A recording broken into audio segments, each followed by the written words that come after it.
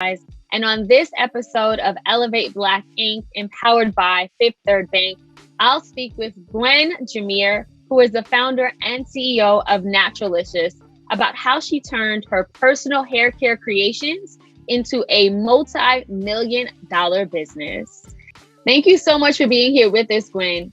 I want to start by having you tell us about Naturalicious and what makes your products different from the dozens of natural hair care products that we see on the market today.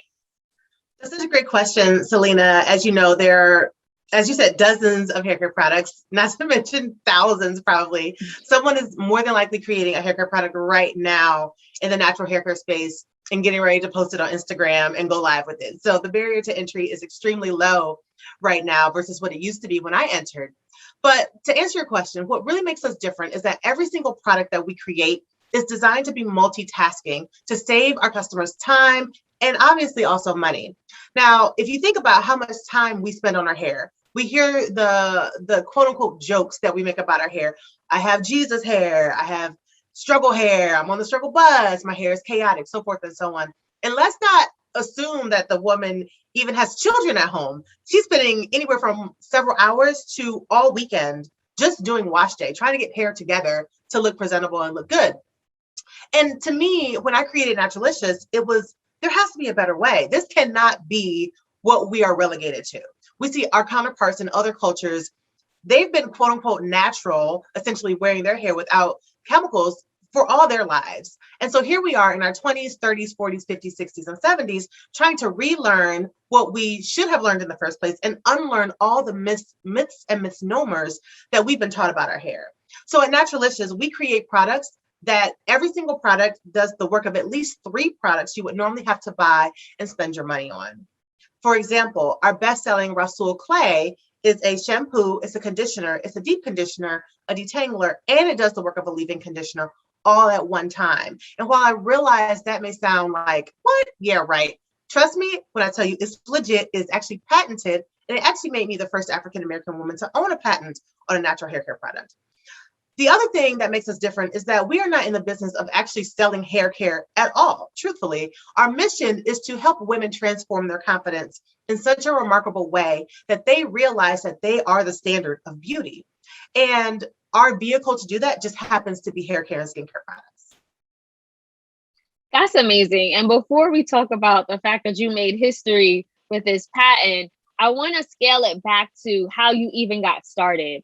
I read that you began creating natural hair products as a hobby, and you eventually turned that into a successful business after you were let go from a 6-figure job at Ford. And that meanwhile, at the time, you were a single mother going through a tough divorce with just $32 in the bank. So how did you do it? Again, another great question. So I did start the business as a hobby initially. It was really a way for me to figure out my own hair. Like so many other women out there, I was struggling. I was like, what's going on with my hair? How do I make it do what I want it to do? Why does it never look like the pictures I see online? How do I create that for myself? And so I started to do a lot of research, which is part of the reason why I'm so big on education and educating our customers. That is the missing link that most brands do not provide to their customers. They just say, here's a product, go use it, be well with yourself, and I hope it works for you. Meanwhile, the customer doesn't know that 50% of how their hair looks and feels has nothing to do with the product at all. It's really about their habits, how well or not so well they've been caring for their hair in the past 3 to 6 months. The other 25% is the products that you are using, and the other 25% is your technique that you're using. For example, you can have a fantastic line of hair care products. You can be having the best products ever, but if you can't do a twist out the right way, that twist out gonna look raggedy, right? And so all of those things are combined, which is why we're so big on education at Naturalicious. Another thing that sets us apart. But in terms of how I got started, that was what I got started with, educating myself on all these things, how hair works, how Black hair actually works with the products that are on the market. Most products on the... I'm sorry, Gwen, just really quickly, how much of a role does what you eat affect your hair, the growth as well? Oh, tremendously. We actually teach something called the Repair Your Hair Challenge. And the Repair Your Hair Challenge at Naturalicious is a 15-day hair care boot camp where we take women from what we like to say, looking whack to looking like a snack in 15 days. And the transformations are amazing. The very first day, what we teach is nutrition and water intake.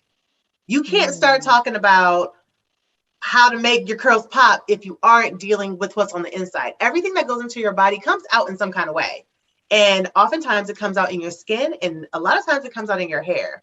If you want your hair to be moisturized and hydrated and not feel dry and brittle and things like that, you've got to drink a good amount of water. Ideally, half your body weight in water, but let's start with getting 8 cups of water in a day. In terms of food, to your question, dark green leafy vegetables are your best friends. They're full of iron. They make our hair stronger, more resistant to breakage, all those sorts of things. So what we eat is crucial for what we put, for how our hair looks. Another thing that most brands do not teach. Well, okay. Thank you so much. Because I just had to know, I've been on my natural hair journey for about 2 years, 2 solid years. So I'm learning as we go. And I so appreciate what you are doing with Naturalicious and the education aspect to it. And, back to the original question about how you got started, because again, it sounded like it started from a struggle. There was, you had a personal crisis in your life. It seemed like everything was going wrong. And then like poof, emerges this very successful 7-figure business. So like, how were you able to turn that crisis into a success? Yeah. So, a lot of times people say, well, you can't start a business unless you have a ton of capital. And while that is actually the ideal way to start a business, not everyone has that access, right? And we know that Black women specifically are the least funded businesses out there. So, but we are the ones that are starting businesses at a greater rate than anyone else. And so for me, I started with $32. How did I start with $32? Well, I had a 6-figure job, very lucrative income. According to my family, I had quote unquote made it, right? Well, I found myself going through a very, very tough, grueling divorce. I was the breadwinner, which meant that I was paying for my side of the divorce as well as my ex-husband's side of the divorce, which left me with no money. But in my mind, I thought it was going to be okay. I had this cushy 6-figure job at a top 10 company in the US. I was good. I was just going to stack my money up again and I will be great. Lo and behold, I ended up getting laid off in the midst of the divorce, which left me with the $32 in the bank and suddenly a single mother.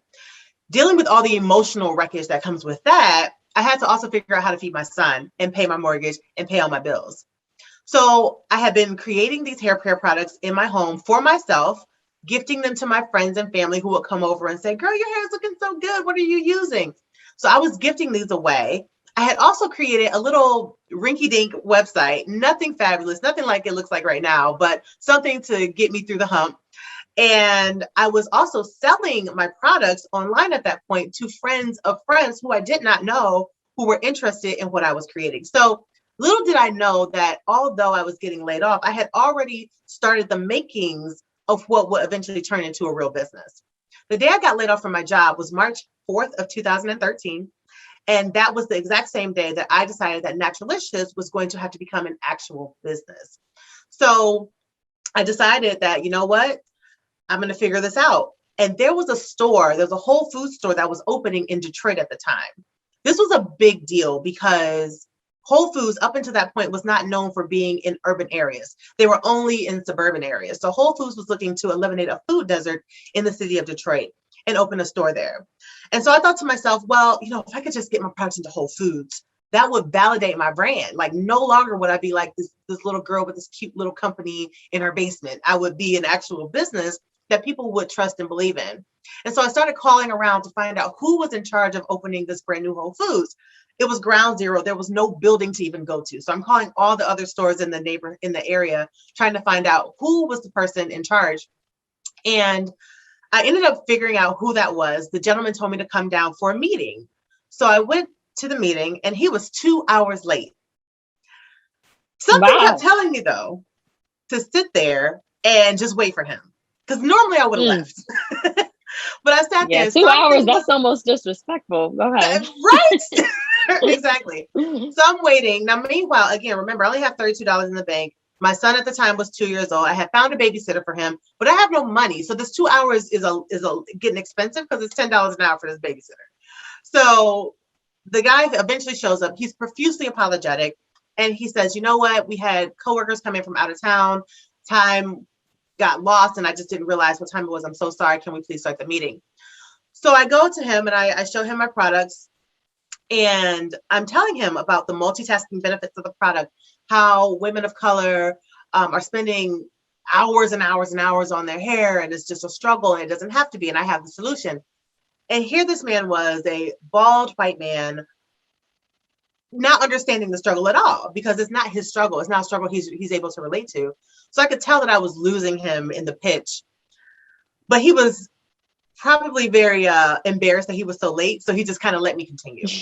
So as the time is going on, I can tell in his eyes that he's not feeling it. Well, in walks this Latina woman. She has a head full of huge, beautiful curly hair. And she randomly asks, can I join this meeting? And he says, without a break, yes, absolutely, please join, because I can tell he's over me, right? So she comes in and I start the pitch all over. And I tell her the same things I've told him. It's multitasking. It saves time. We give you better hair in half the time. It's only 3 products. And these 3 products do the work of 12 different products that you already have in your bathroom. You can eliminate all that stuff and all that expense by buying our products. I was about 5 minutes into the pitch and she got it right away. She was like, you see all this hair on my head?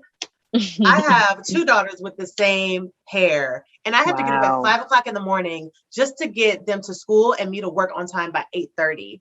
I would love to wake up at a normal time and not have to deal with all this hair and the struggle that comes with it. And if your products do what you say that they're doing, I'm going to give you your first purchase order. So I said, okay. And she told me that she was going to call me within a week.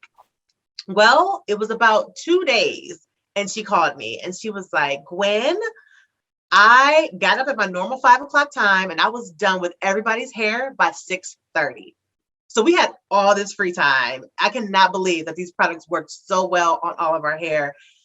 She gave me my first purchase order for Whole Foods. So that's really what put us on the map. Now, keep in mind, this was one Whole Food store. It was not all the Whole Food stores, but I milked it like it was every Whole Food store. That's a big accomplishment. It was a big deal. And I was able to tell people at that point that, hey, we're in Whole Foods, which definitely validated my brand. But even during that time when I was waiting for all that, I still had to grind and hustle, right? I was going to the Whole Food store that we were now in. I was going there every day at noon because that's when people would come in there for the hot lunches that they would provide. And I would stand right by the registers and I would demo my products and I would talk to people and I was hustling and I would find someone to watch my son so that I could do that. And that was the hustle that I had and the grind that I had until we were able to get into more and more stores eventually. And even during that time, Selena, I was still going to the local open air market here in Detroit called Eastern Market. And I would set up shop with a table. I didn't have the money to actually buy a space. I would just show up and hope and cross my fingers that the organizers didn't kick me out because I wasn't supposed to be there. But I would take my son with me and he was really cute. He was 2. And of course, babies tend to attract folks. And I would use him to attract people to the table. And he and I joke about it now, but I would use him to attract people to the table. And once I got them to the table to ask, talk about him, I would then talk about my products. And then talking about my products allowed me to sell through my products. I would then take that money from there and the sales I made at Whole Foods. I would pay my bills and the rest of the money I would use to buy raw materials and make more products. So that went on for a while. That went on for about a year or so. And then I used that time and that money to be able to use it to market the business. This is a very slow kind of organic growth, but it is possible to start a business with pretty much nothing and grow it to a 7-figure business.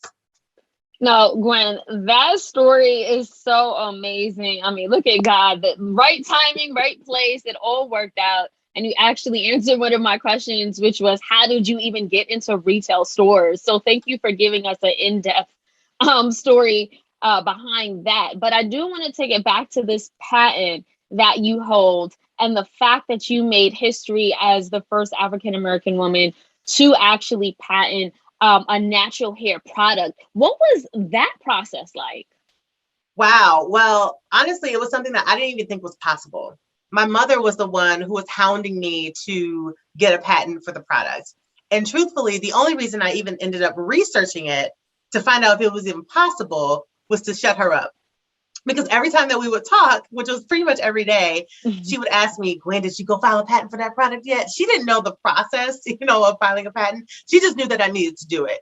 And one thing that she really put in my ear is that she would say, Gwen, I know you're dragging your feet on this, but one day you're going to look up and some other huge company, L'Oreal, one of these other companies, whoever, is going to have your product selling it. And you are not going to have any recourse because you didn't protect yourself. And I just imagined the like rage and frustration I would have if that were to happen, and so at that point I was like, well, you know what, Mom, I really don't think that you can get a patent on a hair care product. I really don't. I've never heard of anyone patenting hair care products, but I'm going to research it. So I went to research it, and lo and behold, I found out that you could. So yet again, I had to go back to her and tell her, Mom, you're right. But at that point, that was the catalyst for me finding out how I could do it. Again, I started this business with $32. To patent at that time, this was 2015 when I received my patent. To patent something and go through the proper channels with an attorney and all that, it's upwards of $18,000 to $20,000, if not more. Wow. Yeah. And that's not even the fee that the government charges. That's the fee that the attorney charges. The government fee is only a few $100s. So I thought to myself, well, is it possible that I could patent it myself? I could come up with a couple $100s. I didn't know where I was going to get $18,000 at that time. So I found out that I could proceed with filing the patent on my own. And so that's what I did. So I started a whole process for myself. And I just pretended as if I was back in college, as if I were in a class, and I created like a self-imposed patent law school for myself, where I would go to the USPTO satellite office here in Detroit. I was there 3 times a week. When I wasn't there, I was at the library. Luckily, the library by me actually has an intellectual property section of the library dedicated just to IP. And I would go there and I would read and I would research and I would learn all the things that had recently changed with patent law, things that were on the books that might change soon and things that might change in the future. And I taught myself this stuff, to learn how to be able to patent the product myself. I also researched a lot about what companies that didn't receive patents did wrong when they filed, and what those that did receive patents did correctly. And so I did that, and that took about the better part of a year. Once that year was up, I felt comfortable enough to go ahead and file for the patent on my own. And I did that. And about a year after that, I got a phone call from the USPTO office in DC, and they informed me that they had a couple questions for me, but outside of those questions being answered, they were going to go ahead and register my patent for me. And it was probably the happiest day ever, because I truly didn't think that I would get it, because you always hear stories about people who file for patents, they don't get the patent. Because truthfully, a patent is really hard to get. You have to be able to prove that you've created something that no one else has thought of before, even if something else is similar to it on the market, or even just online on the internet. If it's on there already, you can't get a patent for that. It has to be truly unique, truly different, definitely an invention. And at this time in the 21st century, how many things are really that new? It's not a lot. And so it was really, really hard to get a patent, period, with an attorney, let alone going it alone like I was. And I ended up getting the patent. And then shortly after that, several weeks after that, I got another phone call from the U.S. Patent and Trademark Office, their historian division, who informed me that I was actually the first African-American woman to own a patent on a natural hair care product. Wow. Well, congratulations. You made history at that. And shout out to your mom for being so persistent. And I guess seeing the vision and then you working to execute. Gwen, you have a long history with Black enterprise. Not only have we covered your entrepreneurial journey, but you won the Black Enterprise Elevator Pitch Contest in 2014 at our Entrepreneur Summit. What impact did that have on your business? And how did you allocate the $10,000 prize money? So yes, you're absolutely correct. I have a very lovely long history with Black Enterprise. Honestly, just to talk about the pitch competition in the first place, a friend of mine told me about the pitch competition, and I applied at the last minute. I didn't find out about it until like the day of the deadline.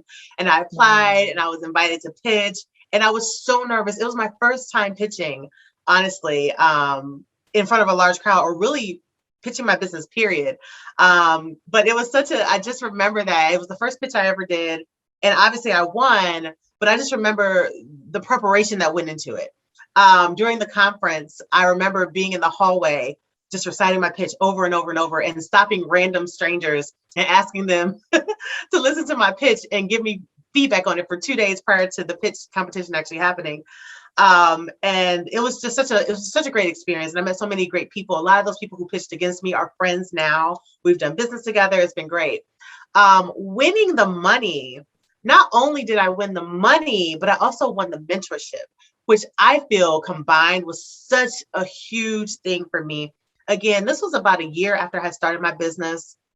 I don't think it had even been a full year at that point. And so again, I didn't have the resources. I was starting my business with $32. I was still grinding and hustling, still going to Whole Foods every day, still going to the Eastern market, open air market, and selling the products that way.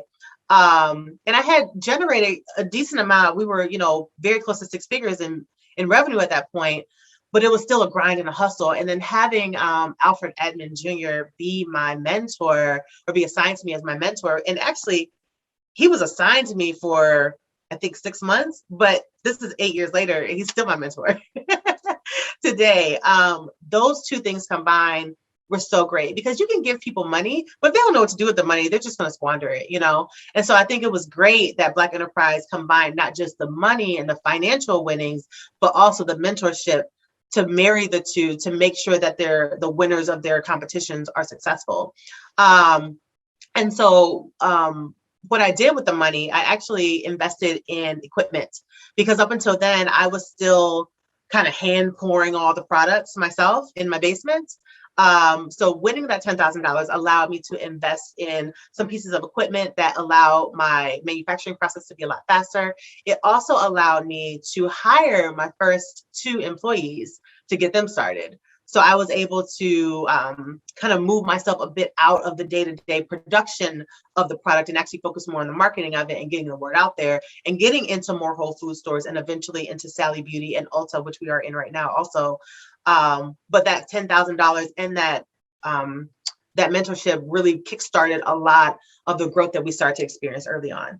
So Gwen, after you won the pitch competition here at Black Enterprise, you've just continued to elevate. As you mentioned, you're in Sally Beauty, so many other retailers.